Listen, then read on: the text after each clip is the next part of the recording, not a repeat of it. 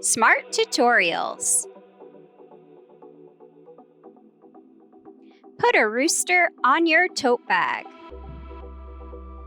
Materials: plain tote bag, scissors, felt in 5 colors, needle and thread, and an embroidery hoop. It's optional but helpful. Step 1. Download the pattern at the link in the description box below and print it out. Step 2. Cut out pattern pieces and attach to corresponding felt sheets. It may be helpful to pin down the larger pieces. Step 3. Cut out rooster parts. Step 4. Start to sew, or use fabric glue if you don't like sewing.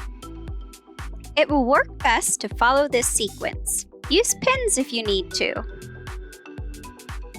Sew comb and wattle piece to body piece. Sew an eye and beak. Sew through center of 2 stacked eye pieces and attach to body like you would a button. Sew on wing and heart. Don't sew down the edge pictured here near the wing. First, sew on the green stripe. Then, sew on the neck piece.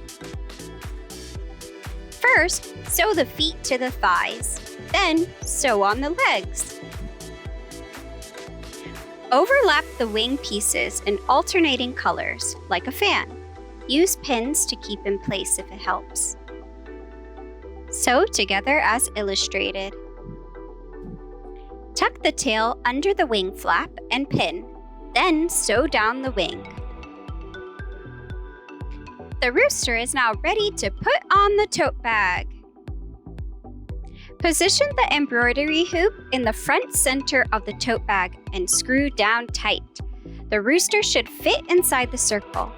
Pin down the rooster, being sure not to pin through the back of the bag. Step 6. Sew around the edge of the rooster to attach it to the front of the tote bag. Take your time and be careful not to sew through the back.